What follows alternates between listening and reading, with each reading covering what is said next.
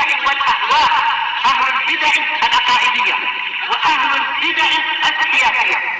نقول بيننا وبينكم السلف، بيننا وبينكم الكتب، كان فيقول البدع بيننا وبينكم. Bismillahirrahmanirrahim. Qala Fadilatul Syekh Abdullah Al-Bassam rahimahullahu taala, walau kana indahu syai'un min imanin billahi ta'ala, kalau orang ini, orang yang bunuh diri itu memiliki sedikit saja dari keimanan kepada Allah Ta'ala, au yakinin fima indah, atau ya jelas kita tidak mengatakan dia kafir, tapi seandainya dia memiliki keyakinan terhadap apa yang ada di sisi Allah, la raja bimusibatihi sawab, niscaya dia mengharapkan pahala dengan sebab musibahnya itu, tidak malah putus asa dari rahmat Allah. Wala khafa min qatli nafsihil iqab, dan pastilah dia mengkhawatirkan adanya hukuman disebabkan karena dia membunuh dirinya sendiri. Ya, akhirnya min di sini min sababiyah. Walakinna aktsarahum la yafqahun, akan tetapi kebanyakan mereka tidak memahami, terutama orang-orang kafir. Memang orang kafir yang paling banyak bunuh diri, mungkin yang di Jepun atau yang di Korea atau entah yang di India. Betapa lemahnya jiwa mereka orang-orang kafir itu. Nah, orang muslim tidak sebanyak itu. Yang ahlu sunnah boleh dikatakan tak ada yang sengaja bunuh diri, tak ada. Orang yang agamanya benar, yang ikut syariat Nabi, ya, mendapatkan kebahagiaan, mendapatkan ketentraman jiwa.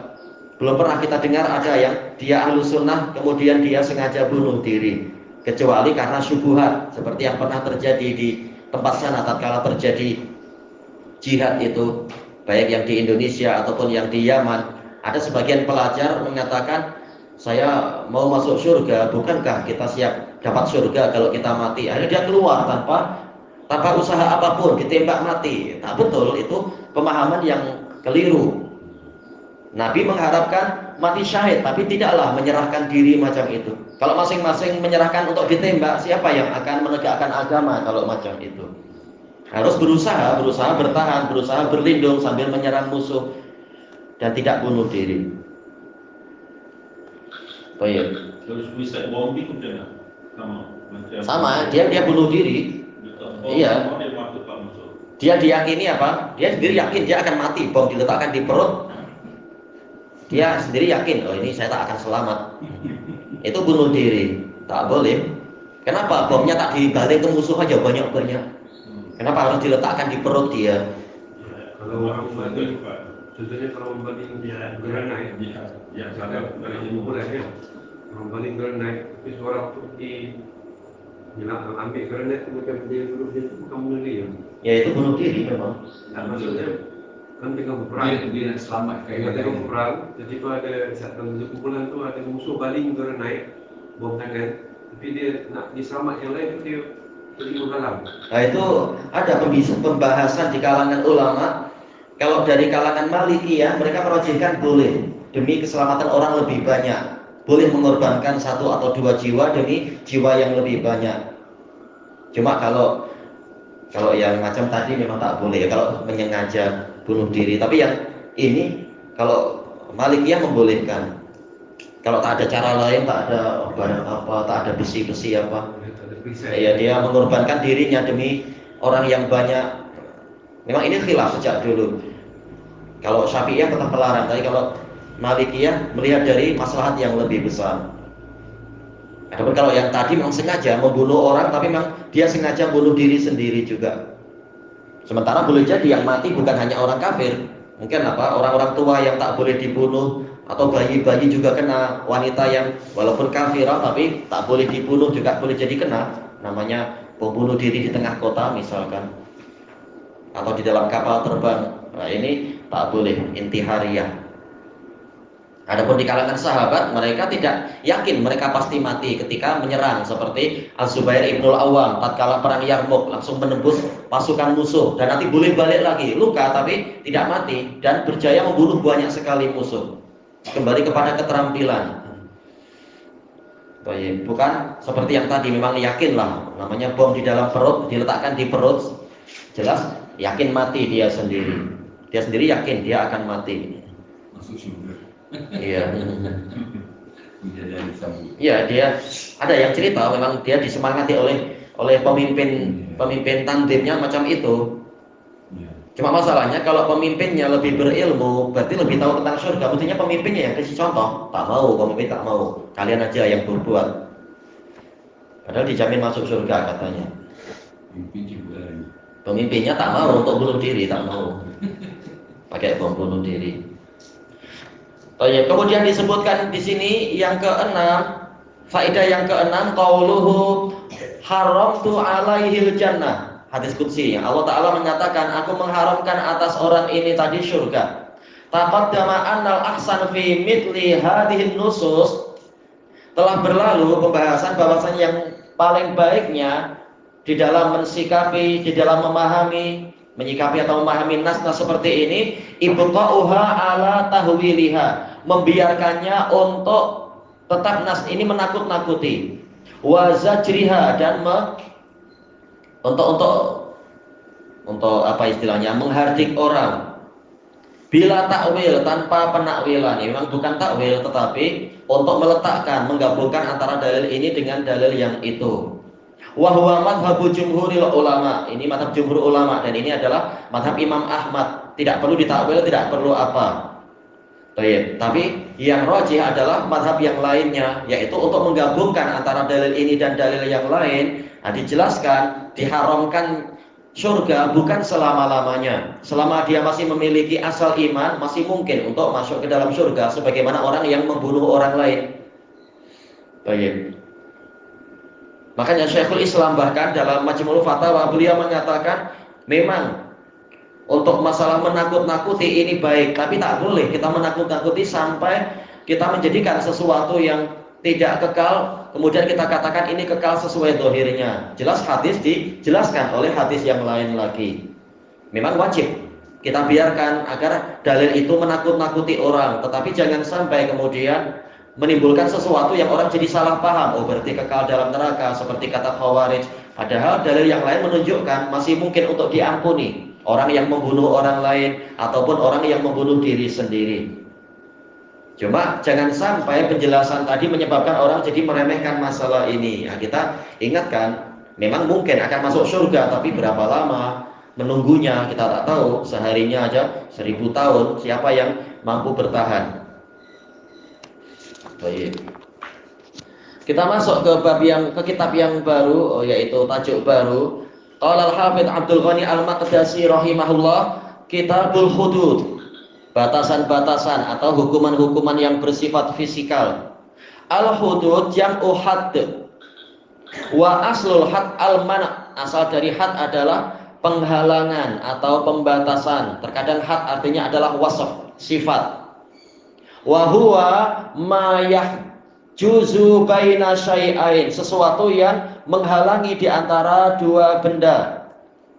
Famana akhtilatuhuma, maka dia menghalangi percampuran kedua benda tadi. Wa minhu ukhidha makna hadza, dan dari definisi tadilah diambil makna tersebut.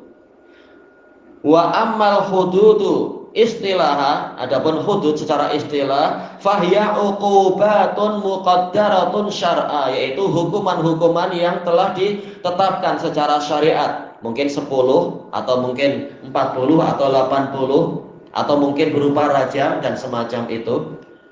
Litamna'a minal wuqu', agar hukuman tadi menghalangi orang-orang dari terjatuh ke dalam perkara-perkara maksiat, ya, dihalangi dari kemaksiatan. Apa penghalangnya dikatakan had. Fi mithli martakaba minal ma'asi, yaitu terjatuh kepada perkara yang semisal itu, yaitu maksiat-maksiat yang semisal itu. Wal hudud sabitatun bil kitabi was sunnah wa ijma'il ulama'i fil jumlah. Hudud, hukuman-hukuman fisikal itu telah pasti dalilnya dengan Al-Quran dan Sunnah dan ijma ulama secara global. Adapun secara terperinci ada beberapa perselisihan. Wa yaqtadihal qiyasus sahih, dan qiyas yang sahih menuntut adanya hudud.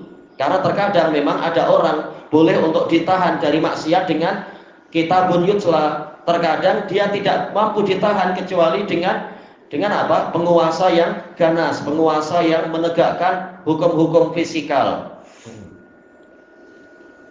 Terkadang kitabun natik, yaitu Al-Quran, tidak dianggap oleh orang itu. Ternyata mereka lebih takut pada polis, atau takut pada tentara, takut kepada apa istilah di Indonesia itu al-gojo, takut dihukum mati. Kalau terhadap Quran dia tak takut. Iya, istilah-istilah punisarkah atau panisarkah apa tak tahu. Fahiya jazaun liman tahakahul asi, yaitu balasan dari perkara yang dilanggar oleh pelaku maksiat min maharimillahi ta'ala, berupa perkara-perkara yang diharamkan oleh Allah Ta'ala. Hikmatuhu at-tashri'iyah, hikmah hudud secara pensyariatan, tidak seperti sudut pandang orang-orang sekuler dan lain-lain yang membenci hukum Islam. Laha hikamun jalilah, dia memiliki hikmah-hikmah yang agung. Wa ma'anin samiyah, dan makna-makna yang tinggi. Wa ahdafun karimah, dan matlamat-matlamat tujuan yang mulia. Walidha, maka dari itu yang bagi iqamatuha, wajib untuk ditegakkan.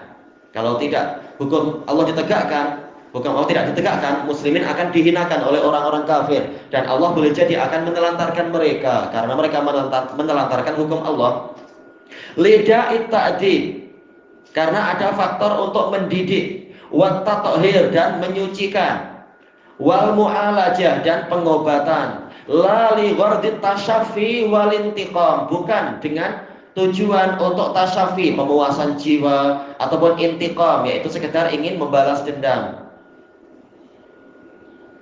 Litahsulal barakatu wal maslahah, agar terbentuk keberkahan dan kemaslahatan. Fahiya nikmatun minallahi ta'ala, maka hudud adalah nikmat dari Allah Ta'ala, bukan seperti ucapan orang-orang kafir di sana mengatakan ini hukum wahsy, hukum apa itu, hukum liar, hukum rimba, hukum yang buas. Tidak demikian, kalian justru orang-orang yang buas itu. Karena hukum kalian lembek, akhirnya banyak orang terbunuh dengan mudahnya, pembunuhan berseri, perogolan berseri, pencurian terus-menerus. Nah, itu kan hasil dari pemikiran kalian. Ternyata mangsa jadi semakin banyak. Bahkan mungkin hakimnya yang jadi mangsa, pembunuh nggak dibunuh, akhirnya apa? Dendam pada hakim, dendam pada polis, masih ada kesempatan untuk membalas dendam. Padahal mestinya dia dibunuh, pembunuh yang memang layak untuk dibunuh. Kemudian kabiratun ala khalqih, ia nikmat yang besar dari Allah Ta'ala kepada makhluknya. Tayyib, minallahi ta'ala sebagai naat pertama, kabirah sebagai naat kedua. Ala khalqih dohirnya adalah jar majrur muta'alliq bi nikmah. Tayyib. Fahiya lil mahdudi, untuk orang yang terkena hukuman tadi, tuhrah sebagai penyucian, an ismil maksiyah, dari dosa kemaksiatan, ya daripada di akhirat hukumannya lebih berat lagi hukuman di akhirat atau di alam kubur. Wa kafaratun an iqabihal ukhrawi, dan sebagai penghapus dari hukuman dia di akhirat. Karena Allah Ta'ala Maha Penyayang, dia terlalu dermawan untuk sampai menggabungkan antara hukum dunia dan akhirat. Allah Maha Dermawan, tidak melakukan itu kecuali untuk perkara-perkara yang khusus. Tayyib, ilahuna wallahu a'lam. Subhanakallahumma wa bihamdika la ilaha illa anta astaghfiruka wa atubu ilaik. Walhamdulillahirabbil alamin. Jazakumullahu khairan.